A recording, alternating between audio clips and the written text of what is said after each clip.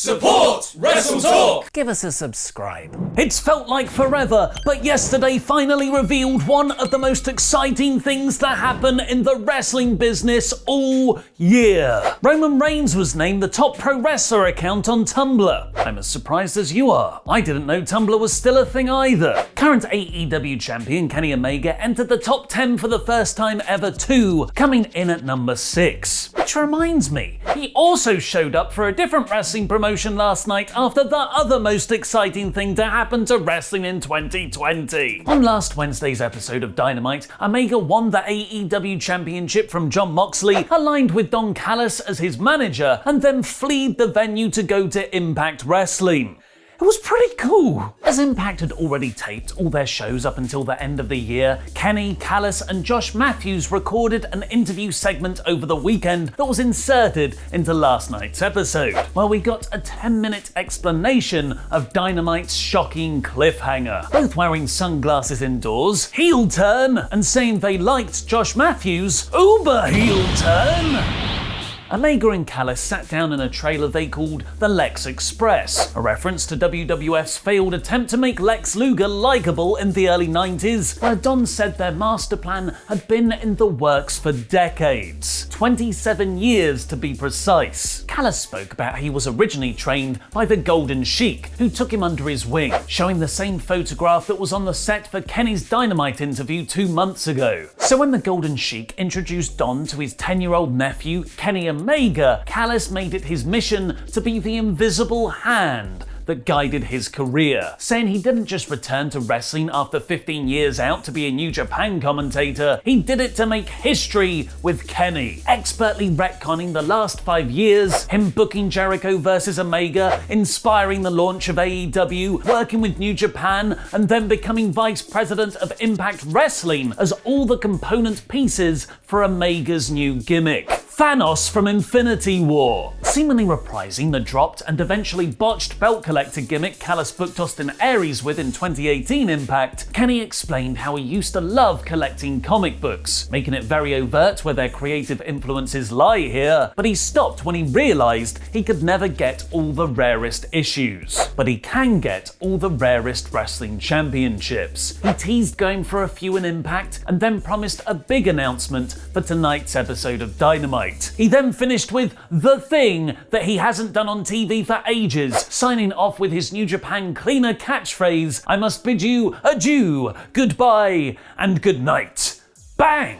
Not content with all the teasing, you big tease, Omega followed that up with the tweet, "Did you enjoy my show tonight? Great news! I've got 2 more this week, including AEW Dynamite tomorrow. From there, I'm off to take care of Lorenzo Kidd in AAA. You know how it is." And a gif saying, "Work, work, work, work, work." So what does this mean for AEW Impact and New Japan? Let's get carried away with fantasy booking speculation segue. Thanks for your support on Patreon, Ryan B. Bad, and the Mayor of Painesville, Dan. Here's my pitch that I've seen a few people fantasy book online as well. Kenny wins championships from all around the world. AEW partner promotions like Impact, AAA, and the NWA. You might as well throw in the Ring of Honor belt too. A load of non-WWE affiliated UK indies like Rev Pro. His old DDT promotion, which leads him to the final championship he needs on his Thanos-like Infinity Gauntlet quest. New Japan's IWGP heavyweight title, held by his longtime golden lover, Kota Ibushi. I am this South Park meme when I think like this. What do you want to see from Kenny Omega next? And what do you think his AEW announcement will be tonight? Let's get carried away in the comment section down below, because I'll be replying to people from out of nowhere saying, "Give Omega the 24/7 title, WWE. The 24/7 title fears Kenny Omega." Impact Wrestling was more than just about Omega though, with the promotion getting its highest viewing figures on Twitch at 55,000 for that final interview segment. The episode had already broken its 2020 2020 viewership record before it even began, with 11,000 people waiting for the stream to start. Impact later celebrated that it was trending third worldwide, had doubled their all-time viewership record, and was a top 5 channel on Twitch. The full episode is up to watch as a replay on their YouTube channel too, which is linked in the video description below. But that wasn't the only AEW presence on the episode, as the promotion's hottest new tag team also showed up, Two-Tone. Comprised of AEW commentator Tony Schiavone and president Tony Khan.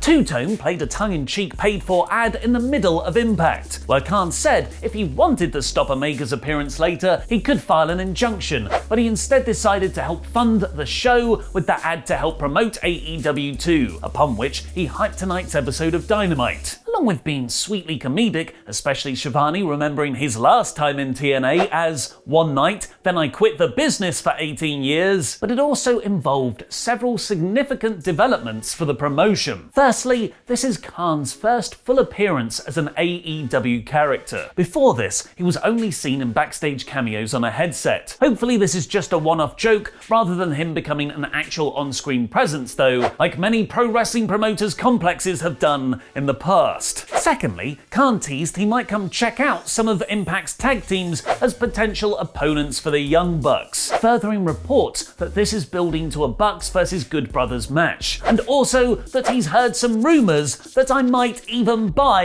Impact Wrestling, although that is most likely a joke at all of our rampant speculation's expense, rather than him revealing he's just bought a major North American wrestling company. Two-Tone also promoted Schiavone's sit-down interview with new AEW signee Sting for tonight's Dynamite. Sports Illustrated is reporting Sting's relationship with Khan is set to be collaborative, which was certainly not the case in WWE with Vince McMahon. And even with his advanced age, there are plans for Sting to eventually enter the ring in AEW. He won't wrestle weekly on Dynamite, but the possibility exists for cinematic matches, tag matches, and carefully designed spots that allow Sting to shine while also building those around him into even bigger stars. Which can only mean one thing.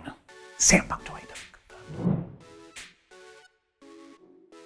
The latest episode of Oral Sessions, which is the name of Renee Young's podcast series Not My Time With Your Mum Last Night, saw the former WWE backstage presenter buddies Renee reunite with CM Punk, where she had a new spin on the often asked wrestling return question. What if AEW was around when Punk had left WWE? Punk fascinatingly laid out the alternative history, explaining that if AEW was around, WWE would never have let him sit at home for months and serviced him with his release papers on his wedding day. They probably would have approached me and said my suspension is up and asked if I am ready to go back to work. But the question got Punk thinking. What would it take for him to return to wrestling now? Without wanting to insult anybody on either side of the fence, any WWE or AEW talent, it would take, above all, an interesting scenario. It would take a story that would be fun to tell and also the stupidest amount of money. But they can save themselves a lot of money if they present a fun storyline. Now, what that is, I don't know. I'm a pretty picky guy, especially at this point. There are more interesting people on the AEW side for me to wrestle, and that's because I've never wrestled them before. Punk's stance on a wrestling return has seemingly gotten less expensive since reports came out Vince McMahon would never work with him again, and WWE Backstage was effectively cancelled without his fulfilled promise to change the culture. Khan had reportedly offered Punk a lot of money to join AEW last year. Perhaps now, without as many options and somewhat damaging the freshness of his return with Backstage, Punk is hinting to AEW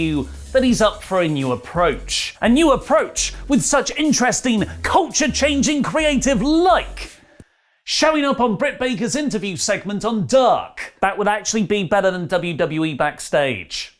After a fan suggested booking CM Punk for her waiting room talk show, Britt Baker replied, "Okay, I'm on it," which brought a response from Punk himself with the Cody Rhodes listening gif. Punk also called out the hypocrisy of WWE's recent Twitch streaming backstage edict, where the company has banned all their independently contracted talent from having their own channels, asking why is it okay for Xavier Woods to host G4 but Zelina Vega can't have a Twitch, pointing out he would run into these issues all the time during his WWE tenure, where a wrestler got themselves a movie role using their own contacts, but the company took it off them and gave it to John Cena. But he doubts wrestlers will ever actually form a union because there are always going to be a handful of people that will undercut everybody else just to get ahead a little bit. There seems to be a lot of people who not only by nature are bootlickers, but they love the taste. You're supposed to lick the boot, not eat the entire thing. We've got an exclusive on a huge WWE star returning to face Roman Reigns at WrestleMania. Click the video on the right to find out who. And is Keith Lee turning heel?